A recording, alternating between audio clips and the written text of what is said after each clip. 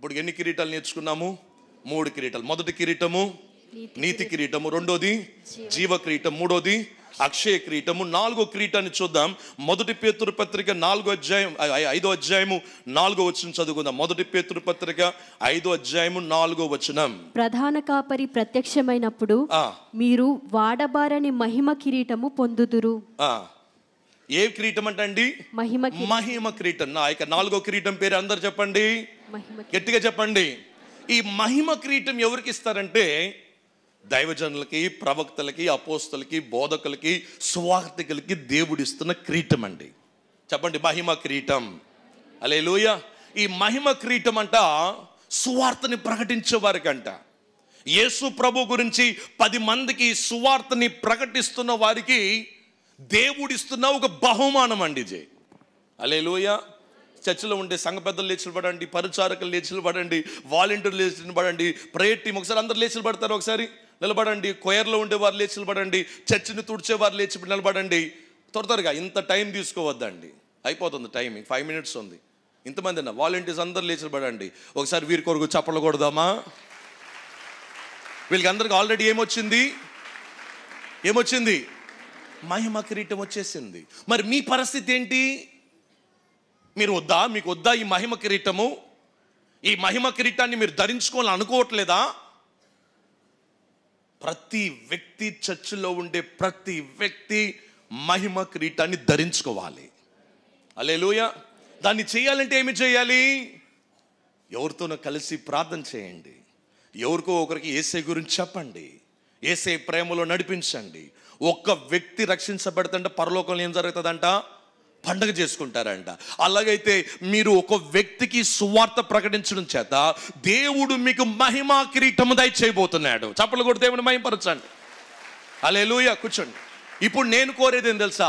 మీలో ఉండే ప్రతి వ్యక్తి కూడా లేచి నిలబడాలి దీని కొరకు. ఎందుకంటే మీరందరూ మహిమా కిరీటముని ధరించుకోవాలి. హల్లెలూయా. మళ్ళీ రేపు చెప్పలేదని చెప్పొద్దండి. మీరు, మీ బిడ్డలు, మీ రాబోతున్న తరాలు మీరు మహిమా కిరీటం ధరించుకోవాలి. అందుకని యేసు ప్రభు మత్తయి సువార్త 28వ అధ్యాయం అన్నాడు, మీరు సర్వలోకములో వెళ్ళి సర్వ సృష్టికి సువార్తని ప్రకటించి వారిని శిష్యులుగా చేయడి అన్నాడు. మా రాజేష్ గారికి చాలామంది పొలిటీషియన్స్ తెలుసు. ఆ ఊరంతా యేసు ప్రభు ఎరగని ఊరు బ్యాచ్ అంతా వారు వెనుకుంటారు. ఈ రోజు నుంచి ఆ మహిమా కిరీటం మీరు పొందుకోవాలా. వాళ్ళందరికీ సువార్త ప్రకటించండి. ఇదే మన పని. సత్యనారాయణ గారు పోలీస్ డిపార్ట్మెంట్ రిటైర్డ్ అయ్యాను, ఐఎమ్ సూపర్ ఆఫీసర్ అనడం కాదు. ఇంక నుంచి మీరు సువార్త ప్రకటించండి. ప్రతి వ్యక్తి సువార్తని ప్రకటించాలి. సువార్తని ప్రకటించిన వారికి ఈ మహిమా కిరీటం యేసయ్య ఇస్తున్నాడంట అండి. హల్లెలూయా. హల్లెలూయా. మన్నా జూబ్లీ చర్చ్లో పుట్టే బిడ్డ పేరు మీద కూడా మీరు సువార్త ప్రకటించండి. హల్లెలూయా. హల్లెలూయా. సువార్త ప్రకటించడం మన హక్కు అండి. సువార్తని ప్రకటించాలి. దేవునికి స్తోత్రం కలుగునుగాక. ఎన్ని కిరీటాలు నేర్చుకున్నాము? 4 కిరీటాలు. నీతి కిరీటము, జీవ కిరీటము, అక్షయ కిరీటము, మహిమ కిరీటం. ఆఖరి కిరీటం చూసుకుందామండి. మొదటి తెస్సలోనికీ పత్రిక 2వ అధ్యాయము 19వ వచనం చదువుకుందాం. మొదటి తెస్సలోనికీ పత్రిక 2వ అధ్యాయము 19వ వచనం. ఏలయనగా మా నిరీక్షణ అయినను ఆనందమైనను అతిశయ కిరీటమైనను ఏది? మన ప్రభువైన యేసు యొక్క రాకడ సమయమున ఆయన ఎదుట మీరే గదా. నిశ్చయంగా మీరే మా మహిమయు ఆనందమునై ఉన్నారు. మహిమ కిరీటం. ఆఖరిది ఏంటండి? అతిశయ కిరీటం. చెప్పండి, అతిశయ కిరీటం. చెప్పండి, అతిశయ కిరీటం. ఈ అతిశయ కిరీటం ఎవరికి ఇవ్వబడుతుందంటే యేసు ప్రభు రాకడ కొరకు అంతం వరకు కనిపెడుతున్నవారు. యేసు ప్రభు రాకడ కొరకు మనము అనేక మందిని, మన కుటుంబాన్ని సిద్ధపరుస్తున్నవారు. నేనును నా ఇంటి వారును యెహోవాను సేవిస్తాము. ఈ లోకంలో శ్రమలు రావచ్చు, ఈ లోకంలో బాధలు రావచ్చు, ఈ లోకంలో వేదనలు రావచ్చు. బట్ ఒక రోజు వస్తుంది, మనం అతిశయించే రోజు వస్తుంది. హల్లెలూయా. హల్లెలూయా. ఈ లోకంలో బాధల్లో ఉన్నారేమో చూడండి. లాజరు ఎంతో బాధని భరించాడు ఈ భూమిలో. పరలోకం వెళ్తేనే తన స్థానం మారిపోయిందండి. అబ్రహాము రొమ్మును ఆనుకున్నాడంట. ధనవంతుడు అడుగుతున్నాడంట, అయ్యా అబ్రహాం గారు, ఆ లాజరుతో ఒక్క చుక్క నీళ్లు నా నాలుకని తడుపునట్లుగా పంపించరా అంటే, నరకంలో దాహం వేస్తుంది కదా, నరకంలో ఆకలి వేస్తుంది కదా, నరకములో బాధ ఉంది కదా, అగ్ని ఆరదు, పురుగు చావదు అన్నాడు. అయితే పరలోకములో సమృద్ధి ఉందంట. హల్లెలూయా. కాబట్టి ఈ యొక్క అతిశయ కిరీటాన్ని ధరించుకున్న వారుగా మనం మారాలి. దుఃఖం వస్తుంది, వేదన వస్తుంది, బాధ వస్తుంది, అవమానాలు వస్తాయి, నిందలు వస్తాయి, అన్ని రకాలైన బాణాలు వేయచ్చు. బట్ ఒకటి గుర్తుపెట్టుకోండి, ఇవన్నిట్లో మనకి సమాధానం ఇచ్చే యేసు ప్రభు మనతో ఉన్నాడు.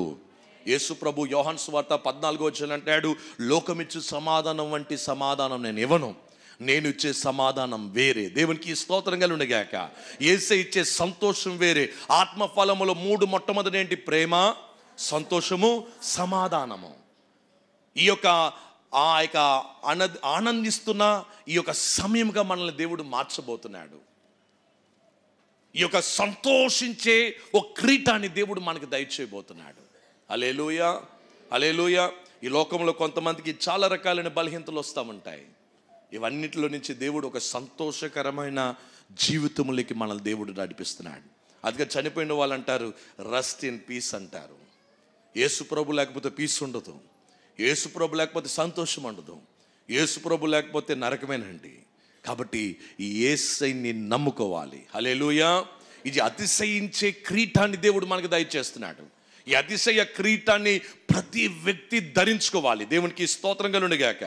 5 కిరీటాలు చెప్దాం. మొదటి కిరీటము నీతి కిరీటం, రెండోది జీవ కిరీటం, మూడోది అక్షయ కిరీటం, నాలుగోది మహిమ కిరీటం, ఐదోది అతిశయ కిరీటం. ఈ 5 కిరీటాలు ప్రకటన గ్రంథంలో దేవుడు మన కొరకు, మనం పరలోక రాజ్యం వెళ్ళినప్పుడు తీర్పు తీసినప్పుడు కొంతమందిని 5 సార్లు స్టేజ్ మీద పిలుస్తాడు.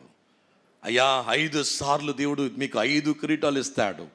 కొంతమంది 1 కిరీటం ఉండొచ్చు, కొంతమంది 2 ఉండొచ్చు. బట్ మీరు దేవుని వాక్యం ఎరిగిన మీరు ఎన్ని కిరీటాలు పొందుకోవాలి? చేయి చూపించండి. ఇలాగ 5 కిరీటాలు నేను పొందుకుంటాననే వారు ఒకసారి లేచిలబడి మనం ప్రార్థన చేసుకుందాం. అందరూ కూడా లేచిలబడదామండి. నా కిరీటం కావాలి ప్రభు, 5 కిరీటాలు నాకు దయచేయని చెప్పి మనం ప్రార్థన చేద్దాం. అందరూ కూడా నోరు తెరవండి, ఎవ్వరూ మౌనంగా ఉండొద్దండి. ప్రభువా ఈ 5 కిరీటాలు 5 వేలు ఇలా చూపించి అడగండి, ప్రభువా నాకు 5 కిరీటాలు నాకు దయచేయండి. నోరు తెచ్చి అడగండి, ప్రభువా నాకు 5 కిరీటాలు నాకు దయచేయండి. ఈ కిరీటాలు పొందుకున్నట్లుగా నాకు సహాయం చేయండి. ఈ కిరీటాలు ప్రభువా నేను ధరించుకున్నట్లుగా నాకు సహాయం చేయండి.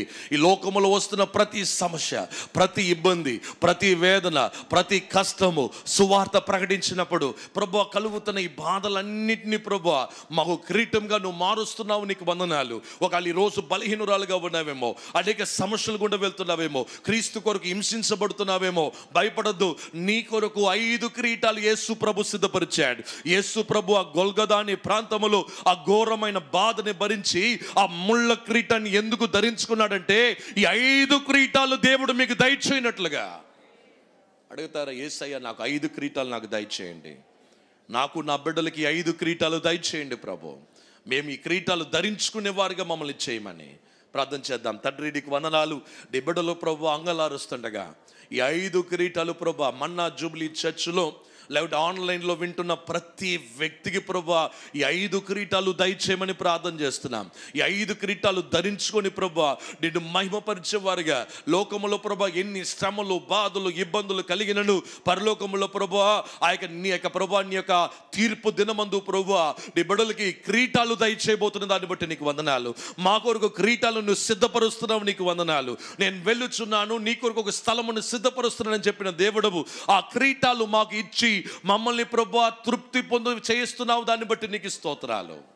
ఈ ఉదయకాలం మందు ప్రభువా తృప్తితో నీ బిడ్డలు వెళ్తుండగా మీరు ఆశీర్వదించమని యేసు నామమున ప్రార్థించి వేడుకుంటున్నాము తండ్రి. ఆమేన్.